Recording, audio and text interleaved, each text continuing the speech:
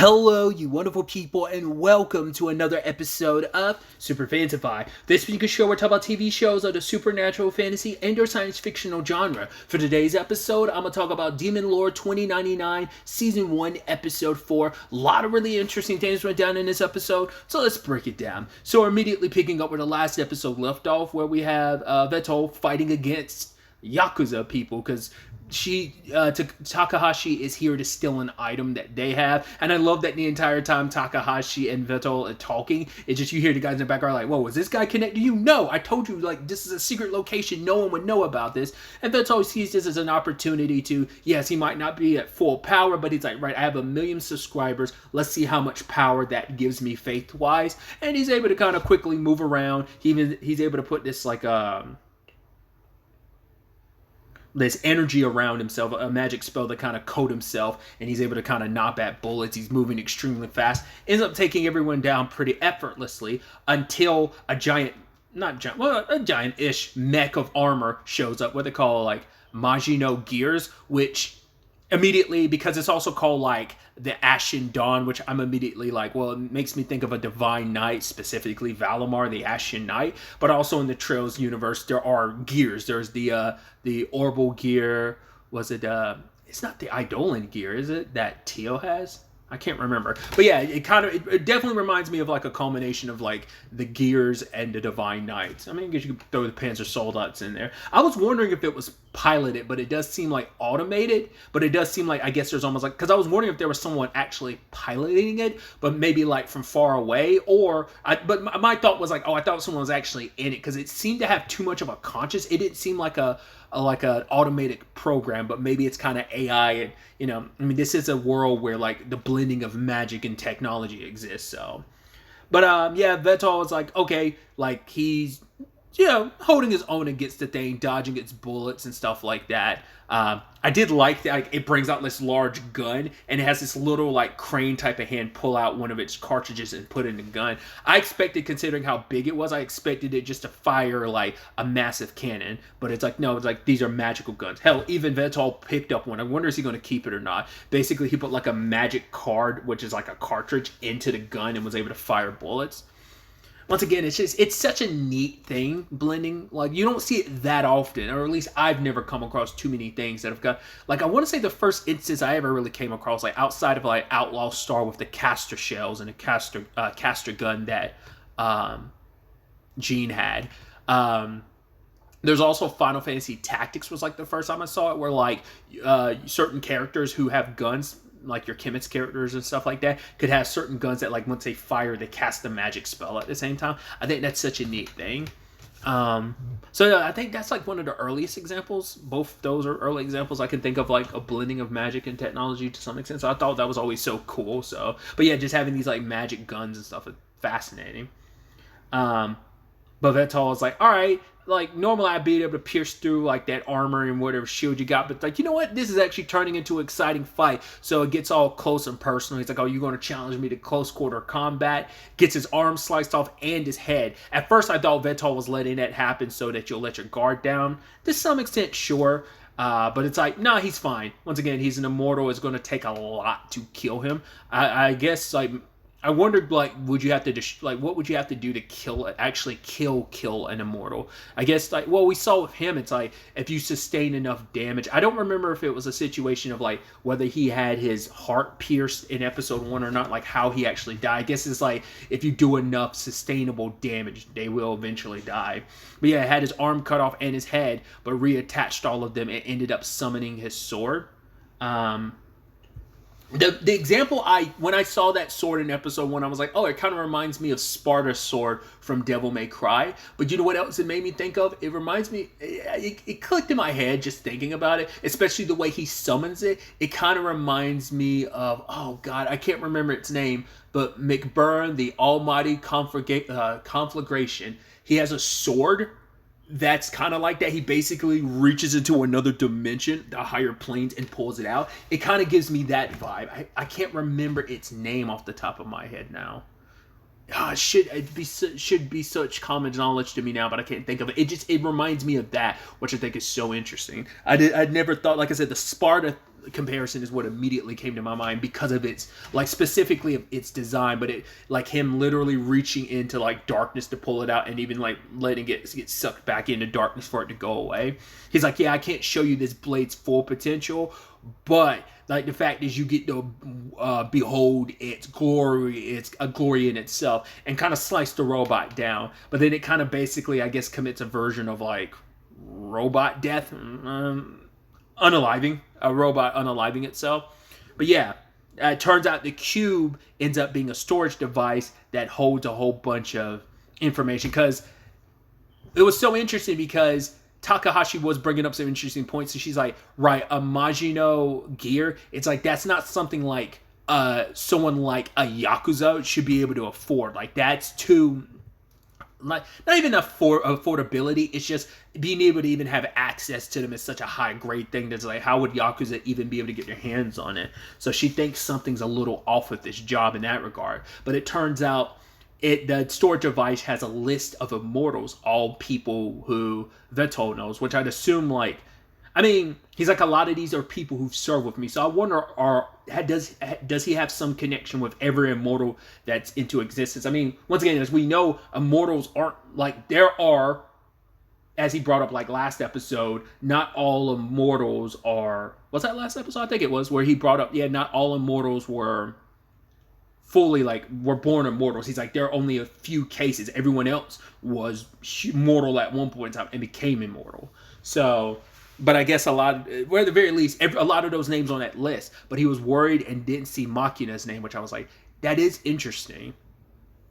And I wonder why. Because that's something, I'm jumping ahead a little bit. That's why I think it's so interesting. Because I'm like, well, Makina's been around out and about. But I guess it's like, why wait till now to potentially go after her? Like, you could have probably grabbed her up at any point in time. But why now specifically? And I wonder, I'd assume that's a Marcus decision. Because, like, the plan that gets mentioned this episode, I think it's the one that he was talking to his assistant about last episode.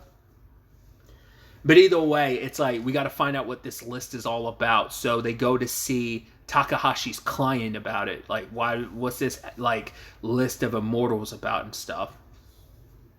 And, you know, the guy lives in a very specific building. And I thought it was so interesting because we never get an answer. I mean, it's an apartment building, but I was like, I'd assume other people live there, not just him. He lives, like, on the 13th floor, but you have to do, like, this whole rigmarole. You have to go to this floor. You have to go to the second floor. And then, like, what was it, like, the 12th floor, the 4th floor, the top floor, and then the 13th floor, which I'm like, that's so weird and roundabout. So I just thought that was so fascinating. I also love the whole thing about Vettel being like, yo, can I press the button? She's like, why? I thought he was going to do it because, you know, the whole understanding technology thing. He was like, no, I just like pressing buttons. And she's like, a demon lord that just likes pressing buttons? That's okay. I was like, I love that. It's just like, yeah, I just, the small things in life, you know, even demon lords can appreciate the small things in life. I mean, that's, you know, and I think that's kind of a nice sentimentality, but just a nice way to view life in that regard. But either way, when they get to his apartment and she smells something immediately, I was like, he's dead, isn't he? Because she's never been around a dead body. It's because I'm sure, like, she didn't recognize the smell. But I was like, the moment she was like, it's a smell, I was like, yeah, his door's unlocked. Like, even Vettel was like, yeah, there's no booby traps. Because he's like, right, I used to run dungeons. So I used to oversee dungeons and stuff. So I became aware of booby traps. He's like, physical and, like, magical ones. So he's like, I know, like, the traps are here. They're just disarmed. But yeah, they find her client dead. And it turns out he was killed by an assassin. And they made sure to destroy his familia. So luckily, Takahashi figures, like, this guy is very paranoid and very smart. He's an Aether hacker like her, which I should also bring up. We see it in the intro. I really do. I thought it covered her whole face, but I guess it only covers, like, the top portion of her face. But, like, her hack, like, that mask she puts on when she puts up her hood, I was like, I really like that. I really like that a lot. But either way, but yeah, my point was, like, I thought it was a full mask. But anyway, she ended up finding his computer where he had all these files hidden on it. It's also interesting too that like Vettel was able to help her out, being like, "Yo, like if you look at the design of all these files, because it looks like just pure carnage, but it's like right, it ended up being kind of a hidden program, and it was a secret video, and him explaining the dark underbelly of Shinjuku. That and the moment he was like the immortal furnace plan, and then immediately when he was like." Which obviously makes me think of like it's not the same, but obviously immediately makes me think of like the Phantasmal Blaze plan. But the moment he is like, oh, it's built off the backs of innocence, I was like, they're literally using immortals as batteries. And it's not even batteries, it's firewood is the term. I was like, that's sad. Basically, because immortals, their souls are basically the equivalency. They're borderline spiritual entities. So as the guy put it, it's like one immortal can equal about the amount of energy you would get from like 10,000 mortals. So, they're a good battery source because basically there's 2 aether lines underneath the city that the aether plants are built on top of, but there's supposed to be like 10 lines. That's how you keep the energy flowing. You need multiple lines, and to compensate for that lack of energy, they are been sacrificing immortals, even saying like the mortal hunts were used as an excuse. Like that was the perfect cover to be like grabbing all those people up and using them as fodder, as using them as literal firewood. And it turns out like the first victim of all of this was one of Vettel's 6 dark peers. You're like, damn, someone like he knew a lot of people on those candidate lists, but like finding out what like the first victim was someone you knew. So that because Marcus and them are behind all this, so we don't know when Marcus took this. Well, we know. Well, because we know the blending of their world and this world, like that is. So I was about to say, like we don't know how long ago. It's like yeah, we do because the blending of worlds happening 80 years ago. Because I remember, because I was like, right, I talked about it in episode 1, like, yeah, that's so crazy. You would expect something like that would have happened at least like, maybe 400 years ago. It's like, no, it's only 80. 400, once again, we're talking about like, it's only been 500 years for Vettel. So that's not that long in the grand scheme of things, especially in an immortal's lifetime, but specifically 80 years. So relatively soon after that, this all had to pop off and start. And I'm wondering, was it Marcus who orchestrated? I was like, that makes you that much more of a bastard because a lot of these people were your allies and friends, but you turned your back on everyone because you never really cared for Vettel. You were just like in your own lane. So like, I could be mistaken, but I do believe that Immortal Furnace Plan was what he was talking about with his assistant last episode, like I said. So you orchestrated a lot of this. That's not less. Like I said, it's a system that maybe he inherited it, like maybe someone else started it, but he continued it, type of thing. But I get the feeling like it could just as easily have been his idea, which is heartbreaking and depressing as hell. Like, who knows how many immortals have been killed already over the years. But now it's this tough situation because it's like there's a give and take to it, where it's like, right, society has gotten used to the ease in which, like, right, having aether and basically with the familiar, anyone can do magic, but it comes at the cost of immortals. But in this society, immortals are seen as lesser than. So it's kind of like there's some story. I was racking my brain about. I was like, people being used as batteries. Like, I know that's from some fiction, I just don't remember what. I'm sure there's plenty of fictions that have used that, but there's one that came to, there's something I feel like scratching at the back of my brain where I'm like, there's a very specific story, and I don't even remember if it was a movie, TV show, video game, anime, or whatever. But it is that conversation of like, it kind of takes a little bit of that Final Fantasy 16 of it all, where it's like the branded. If you've played 16, you know what I'm talking about. How society in 16's universe works. There is a slavery element to it.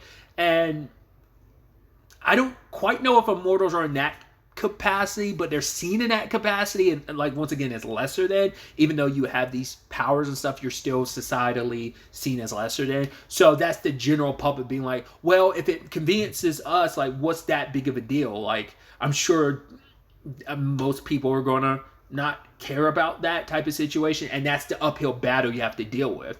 They didn't really get to that conversation because it was mainly like a Takahashi doesn't know what to do, because Vettel was like, well, we could put it online and let the public know, but he's like, yeah, but if you do that, most likely they'll come, track you down, and kill you, and erase this off the footage. So, but for him, it's like, I'm an immortal. In fact, I'm the king of the immortals, so it falls on me to see this through. So he's telling Takahashi she doesn't have to get involved, that he'll be the one that kind of handle this. He feels the responsibility, especially knowing people he was involved with. Once again, he probably doesn't know all immortals, but as a fellow immortal, it's like, this is, and the king, it's like, this is, their demon lord, like, this is on me to kind of like rectify this whole situation. So I was not expecting there to be such, I mean, I knew the title of this episode going into it, like the dark side of like Shinjuku, because I brought it up last episode, but finding out was something that darkest, wasn't expecting that. So that's interesting, because we know that Shinjuku, and there are other cities and stuff. So I wonder, is that only how Shinjuku works? What about other cities? Do other cities do the same thing? Because I think I brought this up maybe last episode or episode before last, where I talked about it. I know like a lot of the arcs in this, at least the light novel, all the arcs are based around the city. So this is like the Shinjuku arc.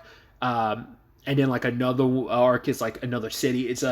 I think so. That's why I'm curious, like how a lot of the cities work and structure. Like, is this maybe other cities have a means of how they go about their Aether situation, or is this like is every single element to this, like even the Aether of it all, is that all unique to Shinjuku? I'm curious.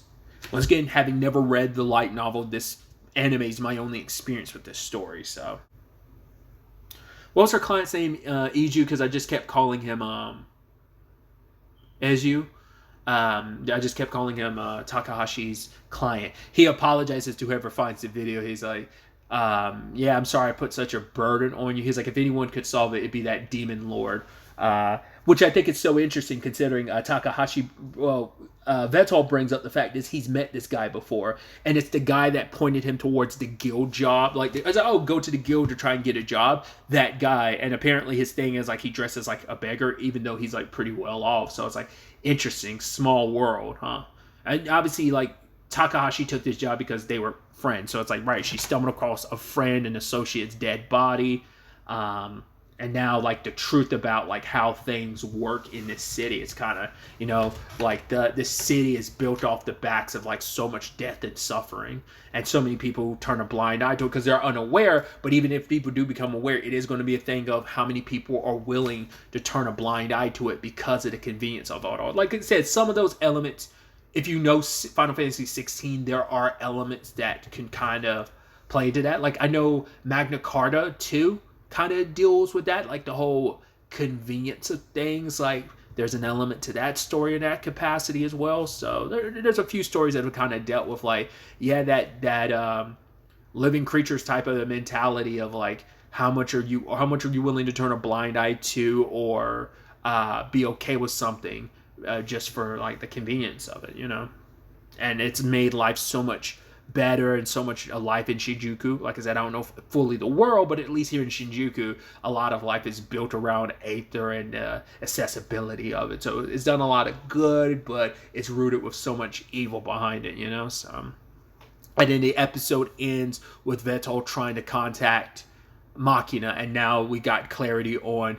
I don't know if it was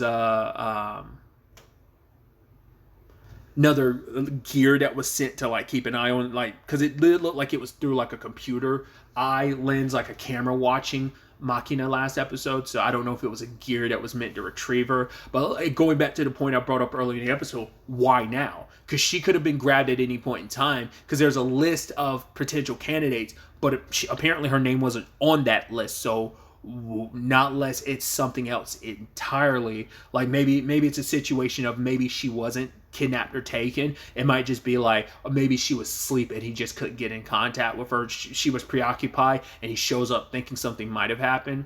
I don't know. I mean, maybe there's a reason like Machina was left alone, because maybe Marcus felt some okayness with doing that, or maybe because of Vettel's return he wants to take Machina now. I don't know. It's all speculation at this point, but I'm excited to see where the next episode takes us with this new revelation.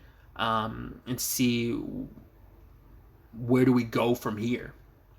But really, that's all I wanted to talk about. So the next time we meet, be happy, be safe, live life to the fullest, and enjoy it. Good day and goodbye.